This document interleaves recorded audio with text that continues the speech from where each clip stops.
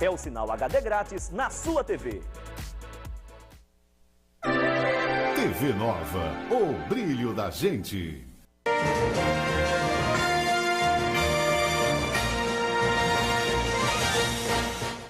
Está começando um programa Políticas aqui pela TV Nova Nordeste, um espaço dedicado ao debate de fatos e ideias em Pernambuco.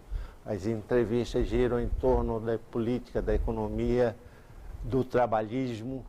Quem está aqui conosco hoje é o advogado trabalhista Marcos Alencar, especialista nessa área tão importante para o nosso país, que é trabalho e o emprego. Hoje são 12 milhões de desempregados e são empregos de carteira assinada, não são empregos informais, o que traz o Brasil para um patamar de muita insatisfação e que o presidente Temer tem que resolver, pelo menos parcialmente, essa questão nesses 2 anos de mandato que ele vai ter à frente.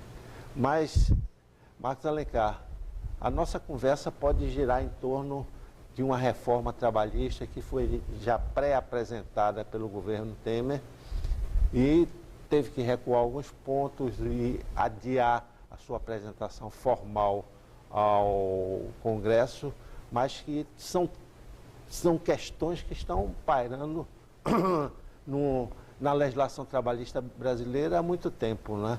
Então, a pergunta para você é a seguinte: será que vale a pena apresentar um pacote de reformas ou essas reformas já estão sendo discutidas através de projetos de lei no Congresso, de algum modo fatiadas? Obrigado pelo convite, é um prazer estar com todos aqui. Bem, essa reforma, podemos chamar assim, não é fácil de ser feita. A prova é de que o Partido dos Trabalhadores, que é dos trabalhadores essencialmente, esteve no poder por mais de 12 anos e a reforma não saiu do papel.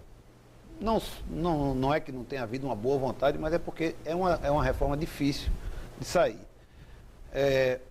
O presidente Temer, ele foi muito claro no primeiro pronunciamento dele, junto aos líderes dos partidos que compõem o Congresso, né, os mais importantes, dizendo o seguinte, que não iria dar susto no parlamento. Tudo antes seria previamente negociado e quando a reforma fosse proposta, haveria algum ajuste, mas nada de tão significativo. O ministro do Trabalho, o ministro Ronaldo, vem tentando fazer essa costura política para se chegar a isso. O momento não houve espaço, por quê? Porque as centrais sindicais são envolvidas no movimento político e nós estávamos aí com eleições à porta, né? Então, por conta disso, o governo preferiu parar essa conversa e retomá-la agora após as eleições, principalmente São Paulo sendo definido no primeiro turno. Por exemplo, a eleição do João Dória é uma eleição... É uma eleição que traz muda o sentido dessa força das centrais sindicais. Veja só, a eleição do Dória, da forma como ele se apresentou como candidato, é uma sinalização muito forte. São Paulo, maior colégio eleitoral, é o motor do Brasil. Então, a eleição do Dória dá um recado para as centrais sindicais, para o movimento sindical, que o trabalhador não precisa de emprego, precisa de economia pujante.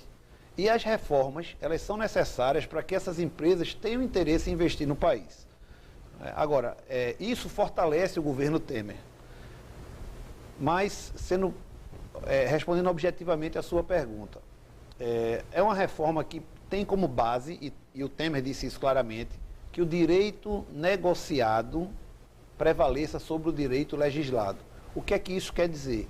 Que o que os sindicatos dos trabalhadores firmarem com os sindicatos patronais vai valer mais do que a lei.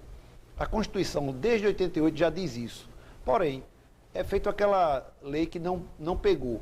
A Justiça nunca respeitou isso, nunca aceitou que o direito negociado entre trabalhadores e patrões prevalecesse do que o direito legislado. Inclusive, tem até uma polêmica entre o Supremo Tribunal Federal e o Tribunal Superior do Trabalho. Não é? Exatamente. O STF decidiu que o direito negociado é mais importante, já o Tribunal Superior do Trabalho acha que não é. Exatamente. Esse mês que passou, o mês de setembro, é um mês emblemático, porque no dia 12, sobre a relatoria do ministro Teori Zavascki, o Supremo Tribunal Federal, num caso envolvendo até uma usina de grande porte aqui de Pernambuco, ele disse que o direito negociado que tinha sido ajustado numa mesa de negociação, prevalecia sobre a lei.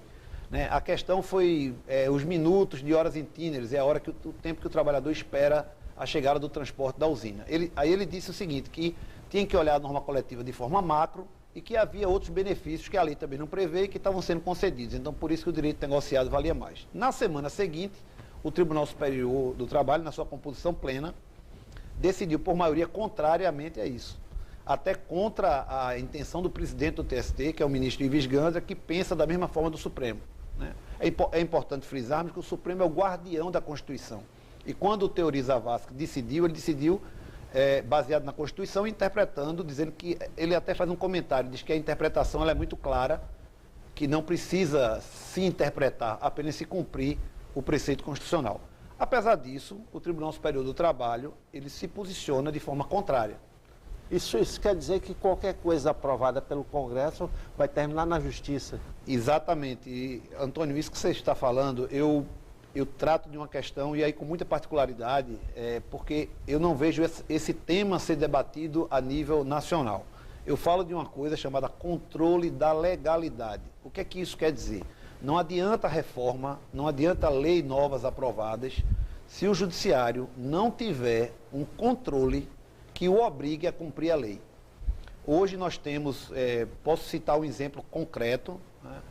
Nos jornais de grande circulação, no dia de hoje, está divulgada uma grande polêmica. O Tribunal Superior do Trabalho, que é a instância máxima trabalhista, disse que as correções dos créditos trabalhistas são pela TR.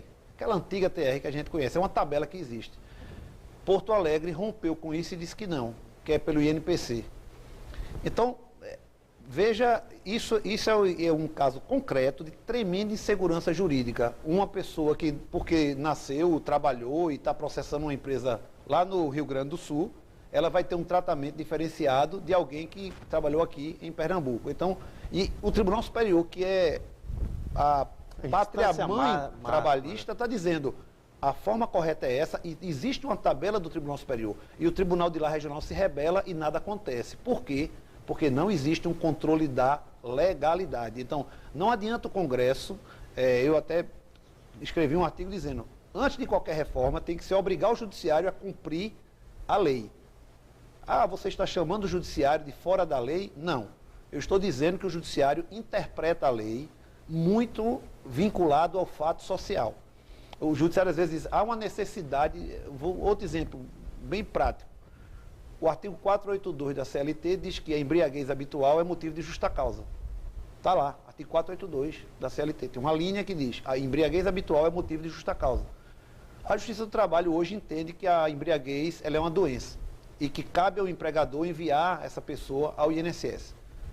Eu não estou analisando isso do ponto de vista moral e nem do ponto de vista da saúde, mas sim que há uma controvérsia. Existe uma lei que diz uma coisa totalmente contrária do que o Judiciário vem decidindo. Então, resumindo, se não houver o controle da legalidade, um instrumento que obrigue ao juiz, desde a vara, ao Tribunal Regional, ao Tribunal Superior do Trabalho, cumprir com o que está escrito na lei, naqueles pontos que não precisa de interpretação, que é uma coisa muito cristalina, nós não teremos uma reforma eficaz. E como aconteceria esse controle? É muito simples. De que forma? Eu dei a solução para isso porque é muito simples. Porque nós, antes do Conselho do CNJ existir, o Conselho Nacional da Justiça, eu sempre defendi que tinha que haver um órgão que fosse apartidário, que não fosse da própria Justiça, que controlasse o Judiciário. E o CNJ hoje faz um trabalho exemplar. Nenhum juiz vai para a imprensa ou reclama, se sente tolhido da sua liberdade de julgar pela existência do CNJ. Ele fiscaliza a produtividade dos juízes, se as audiências estão acontecendo, se a vara está atendendo corretamente, se o processo está tramitando um atrás do outro, não existe prioridade, enfim. É um órgão que já existe. Então, esse órgão poderia também fazer esse controle da legalidade. obviamente, não estou aqui falando de interpretação do que se permite interpretar. Cabe ao juiz interpretar o caso concreto, colher as provas com liberdade, enquadrar aquele problema numa lei e decidir o processo. Essa liberdade é sagrada do juiz, ele tem que ser mantida. Porém, o que não pode é, imagine, tem juiz que diz assim, eu não vou seguir o novo código porque eu acho que o antigo é mais adequado. É veladamente dizer que não vai cumprir a lei. É como esse caso da embriaguez que eu falei. Existe um artigo na CLT que está em vigor. Ah, mas eu não concordo. Então nós temos que mudar a lei. Vamos criar um incidente, vamos pressionar o Congresso para que o Congresso mude a lei. Mas a lei tem que ser respeitada. Existe uma organização entre os juízes chamada Juízes pela Democracia, que tem um componente profundamente ideológico, principalmente nos julgamentos de ações mais polêmicas, ações que envolvem questões sociais. Isso daí é uma forma também de julgar diferentemente do que está previsto pela lei. Né? Veja só, com a modernização dos meios de comunicação, das mídias sociais, né, as redes sociais, o juiz, como qualquer outro ente, ele tem direito a se expressar livremente, politicamente, obviamente. O que ele não pode é julgar com base nesse pensamento. Então, há situações em que um juiz, de forma muito equilibrada, ele diz, eu não concordo com isso que está na lei, eu acho que isso aqui não é adequado para se resolver esse problema social, principalmente na área trabalhista. Porém, me curvo ao que está previsto e julgo dessa forma. Então ele pode, através das associações, existe a ANAMATA, a Associação dos Magistrados Brasileiros da área trabalhista, mandar expedientes para os congressistas, dando uma opinião e um enfoque de quem julga um processo. É muito importante que isso aconteça. Porém, o que não se pode é que esse pensamento julgue um processo sem estar alinhado com o que está previsto na lei. Então, cabe ao Judiciário, está lá na Constituição Federal, artigo 114, julgar o processo, a competência dele é julgar o processo com base na lei. É o princípio da legalidade.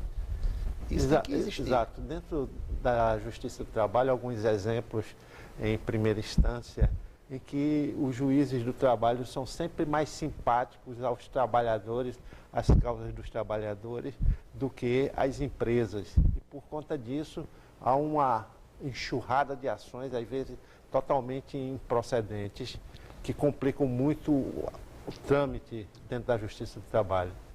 Isso, veja só, a questão é o seguinte, se nós formos fazer uma análise do trabalhador brasileiro de base, é um cidadão que precisa de muito suporte, de muito apoio. O juiz, quando está na mesa de audiência, que olha para um lado e olha para o outro, ele é um ser humano como outro qualquer. Então, é natural que ele se sensibilize com aquela parte mais fraca.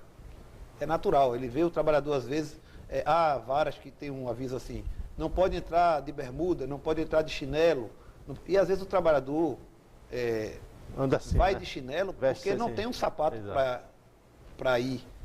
Então, assim, toma um sapato emprestado lá fora e entra. Isso, eu estou falando aqui, em varas de interior do nosso estado, isso acontece.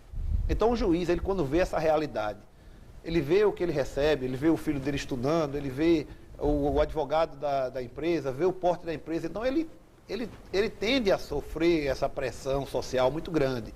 Né? Às vezes a omissão dos nossos governantes. Os problemas brasileiros são catastróficos e às vezes a pessoa que está ali julgando não tem culpa disso. Porém, ele tem que pensar muito de forma macro, de que aquele precedente pode gerar um prejuízo que vai terminar revertendo contra os trabalhadores. Na hora que entramos em crise, que temos 12 milhões de desempregados, como você muito bem frisou no início dessa nossa conversa, o maior prejudicado é o trabalhador. As empresas foram fechadas, afetaram empresários, mas eles, às vezes, guardaram uma poupança pessoa física. Vamos fazer um pequeno intervalo, daqui a pouco a gente volta para continuar a nossa conversa com o advogado trabalhista Marcos Alencar. Até já.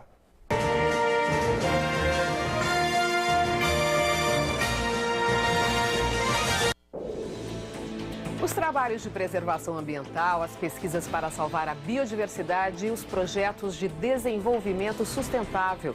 Um compromisso sério com você e com o meio ambiente. Todo domingo, 5h30 da tarde, não perca o respeitado e premiado Repórter Eco.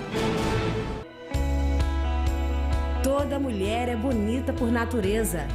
Corpo, pele, boca e cabelos leves, soltos e muito bem cuidados. Toda mulher bonita tem seus segredos. Cuidar dos cabelos é um deles. Edelson Cabeleireiros, segredo de mulher bonita. A maior rede de especialistas de beleza de Pernambuco. Edelson Cabeleireiros. Cuidado, vontade de querer o bem, de querer o melhor. Cuidado é proteção, é respeito. Vamos olhar para o ontem com leveza e ter a certeza de que o hoje é ainda melhor. Porque são as experiências que formam a nossa identidade. São elas que conservamos com cuidado para nunca esquecermos quem somos. Real Hospital Português, 160 anos de história e cuidado com os pernambucanos. Música, teatro, cinema, festivais, ideias criativas em um programa jovem e atual. Um mergulho no mundo cultural em nossa região. Muita cultura pernambucana, cinema, teatro, para que você fique a par de tudo que acontece aqui na nossa cidade. Valesca Andrade comanda o Metrópolis Pernambuco, de segunda a sexta, 13h. TV Nova, o brilho da gente.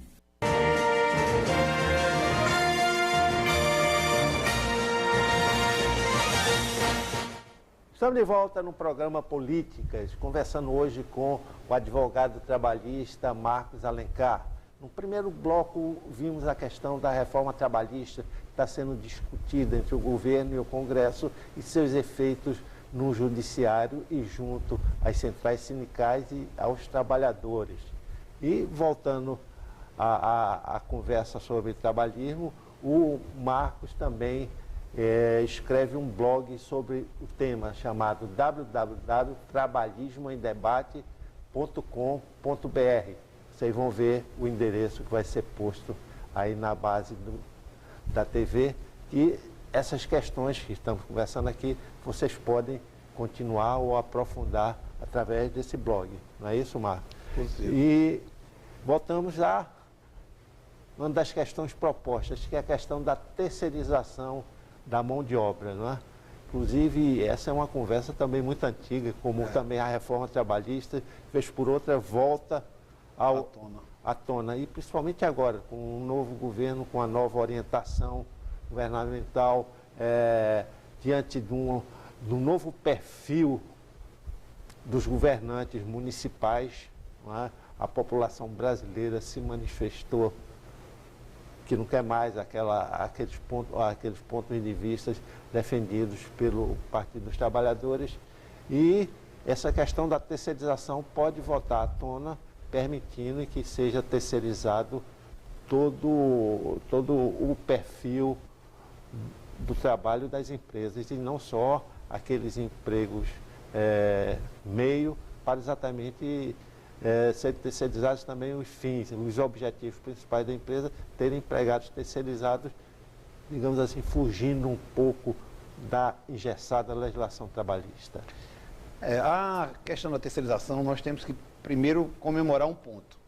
É unânime que todos querem regulamentar, porque hoje nós temos uma massa, milhões de trabalhadores, né, envolvidos nessa questão da terceirização, sendo regidos por uma súmula do Tribunal Superior do Trabalho, que é a súmula 331. Não existe uma lei no país definindo o que é a terceirização e regulamentando. Então isso é um ponto positivo, para que essas pessoas tenham uma legislação para amparar o trabalho delas. O gargalo que foi gerado no início das conversas pelos partidos é a questão da terceirização da atividade fim. Todo mundo aceita a terceirização da atividade meio, mas não concorda com a terceirização da atividade fim. Para que o nosso telespectador entenda mais fácil, a terceirização da atividade fim é mais ou menos uma empresa construtora, terceirizar o engenheiro, uma empresa de ônibus, terceirizar o motorista e o cobrador, e por aí vai. Então, isso não é aceito por alguns partidos que defendem a cláusula trabalhadora, alegando que, ao fazer isso, vai se criar um subcontrato. Porque alegam que o terceirizado ele é um trabalhador de segunda classe. Eu discordo disso. Por quê? Por uma questão concreta e simples. O terceirizado, ele ganha salário, ele tem férias, ele é regido pela CLT. Então, todos os direitos trabalhistas são assegurados ao terceirizado. Apenas ele não é funcionário da tomadora do serviço e é funcionário da empresa prestadora do serviço. Quando se diz que o terceirizado é um trabalhador de segunda classe, eu até concordo em parte. Por quê? Porque para se abrir uma terceirizada hoje no país é muito simples. Você pode alugar uma sala, alugar um telefone, com um capital baixíssimo, você participar de uma licitação, contrata os trabalhadores sem ter muito dinheiro, e o que você for recebendo, você paga a folha, lucra e por aí vai. Se houver algum atraso, cria aquela confusão toda de que os salários não serão pagos. Então, essa lei que vai regulamentar a terceirização exige que essa empresa, ela seja uma empresa com capacidade econômica e financeira para ter um negócio. E não um aventureiro que... Uma gambiarra, né? Exatamente, uma gambiarra, uma coisa mal arrumada. Então, isso que aconteceu de permitir esse tipo de empresa terceirizada que gerou uma quantidade tremenda de trabalhadores sendo demitidos sem nada receber. Então, foi o que motivou a súmula 331, que diz que a pessoa que toma o serviço é responsável. Então, o ponto principal, 70% do que está enganchando no Congresso, e aí vamos ver a habilidade do presidente Temer junto à base, né, dele, política, se consegue que isso passe. Caio de novo na história do controle da legalidade. O Judiciário Trabalhista já disse que não aceita terceirização, disse com todas as letras, publicou inclusive artigos em sites que representam o pensamento da magistratura. Mas se o Congresso definir por isso? É o controle da legalidade que eu estou dizendo que tem que existir. Então, o Judiciário ele pode até opinar, criar mensagens para os parlamentares, dizendo a experiência que tem, né? Óbvio, a experiência da Justiça do Trabalho é inestimável. Porém, se o parlamento decidir, está decidido. A lei é a lei. Se a lei foi aprovada, não tem a quem agradar. Tem que ser cumprida. Então, assim, mas já foi dito que na hora que a terceirização passar com atividade fim, o Judiciário não vai aceitar dessa forma. Eu não estou falando aqui pelos juízes, nem estou dizendo que todos se comportarão assim, mas é um pensamento que foi externado na época dos debates, que estava naquele tema de terceirização, todo mundo estava envolvido nisso há cerca de 4, 5 meses atrás. Tem um ponto significativo que eu acho, que é o seguinte, uma coisa que resolveria essa história da atividade fim é dizer, olha, se você vai terceirizar a atividade fim, você tem que pagar os mesmos direitos do empregado daquela categoria principal da empresa. Porque muitos empregadores dizem o seguinte, eu não quero terceirizar para pagar menos, porque não funciona. Eu não posso ter um terceirizado ganhando menos do que uma pessoa do lado que ganha mais. Isso gera um desinteresse. Não funciona operacionalmente. O que eu quero é poder ter um fluxo variável. Porque há negócios que você precisa ter 100 trabalhadores num período e no outro período imediatamente ter 70. Então ele quer que esses 30 ele possa terceirizar. E a atividade terceirizada, ela serve a várias empresas. Há momentos que a empresa ela está bem porque está tendo uma demanda aqui. É mais ou menos assim. Vou dar um exemplo que eu costumo fazer, que é muito simples. Eu sou uma terceirizada de hotel. No verão, meu cliente é o que está na beira da praia. No inverno, quem está na beira da praia não quer nem falar comigo, porque os hotéis estão praticamente fechados, ninguém vai para a praia no inverno. Mas os que estão na montanha, citamos aqui Gravatá, por exemplo, está em alta. Então eu pego a minha mão de obra terceirizada, já especializada, e coloco lá. Ah, mas você está levando os trabalhadores de um lado para o outro. Sim, isso tem que ser regulamentado, eles têm que ganhar uma taxa, tem que ter escala de serviço, isso é detalhe. Mas nós estamos num país com 12 milhões de desempregados, nós não podemos nos dar o luxo de ficar sem olhar para as portas de emprego e oportunidades. Então, uma empresa terceirizada séria, ela vai aproveitar aquela gama de trabalhadores o ano todo. nos primeiros meses do ano, né, os últimos meses do ano e os primeiros serão de verão. Então ela vai alocar a mão de obra no polo hoteleiro que está à beira-mar. E depois ela vai para Gravatá, para Garanhuns e por aí vai. Então, assim, isso é um exemplo bem simples, que qualquer pessoa pode entender. Enquanto que se você tirar a terceirização de cena e a empresa terceirizada, aquele hotel que está lá na beira-mar, se ele não pode terceirizar, ele vai contratar e demitir. O governo vai ter que desembolsar mais FGTS, desembolsar mais seguro-desemprego, ter programas, né, de atendimento a essas pessoas para fazer curso de reciclagem, para tentar empregá-los no outro, ou seja, quebra o vínculo, enquanto que se você deixar ele nessa terceirização, ele vai estar empregado direto, não importa a época do ano, ele apenas vai migrar da praia para a montanha. Isso é só um exemplo para mostrar como a terceirização é tão importante para o país, principalmente nesse momento de altíssimo desemprego.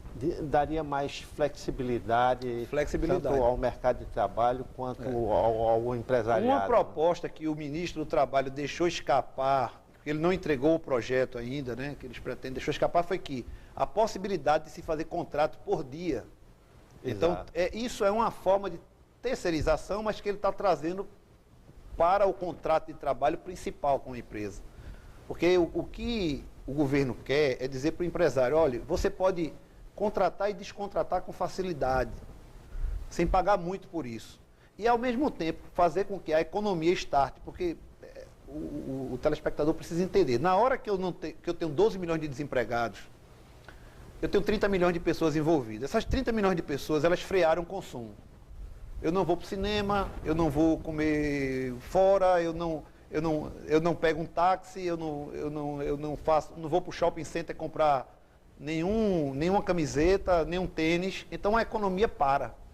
Na hora que essas pessoas estão empregadas, que recebem o salário, a roda começa a girar. Então eu estou empregado, eu sei que esse meu emprego vai demorar, porque a empresa vai precisar de mim por muito tempo, então eu vou para o cinema, eu vou comprar o tênis, eu vou comprar a camiseta, eu vou pegar um táxi, eu vou sair para beber com os amigos, e a economia começa a oxigenar.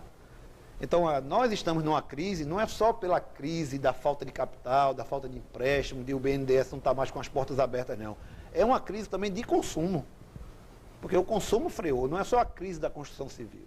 Exato, então preciso os dois elementos, tanto a empresa começar a investir, para que exatamente poder contratar e que essas pessoas ganhem. Ah, mas é um subemprego se eu vou ficar trabalhando 3, 4, 5 dias por mês. Mas é o começo, o pior é não ter emprego. Exato, pior do que isso é não ter emprego. E a nossa legislação engessa muito, né?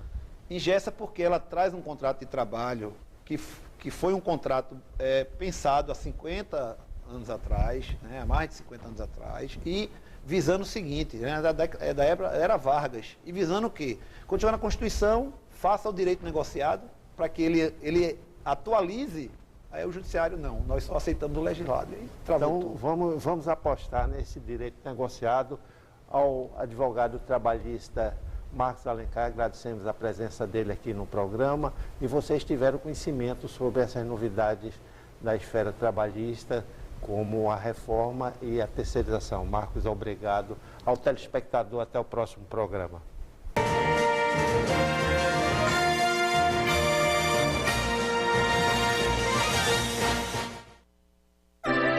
TV Nova, o brilho da gente.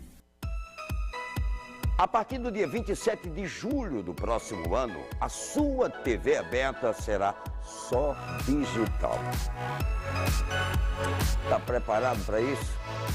Veja bem, ou você troca o aparelho ou compra um conversor. Em qualquer caso, instale uma antena externa e veja o seu programa favorito com imagens e sons sensacionais. Quem faz parte dos programas sociais do governo federal, como Bolsa Família, tem um kit gratuito. Ligue 147 ou acesse vocênatvdigital.com.br. É o Sinal HD grátis na sua TV. O que acontece na sua cidade, no seu estado e no seu país. Você fica sabendo em primeira mão. Comece a sua tarde por dentro da notícia. De segunda a sexta, meio-dia, Jornal da Cultura, primeira edição. A gente espera você. TV Nova, o brilho da gente. Sou fã.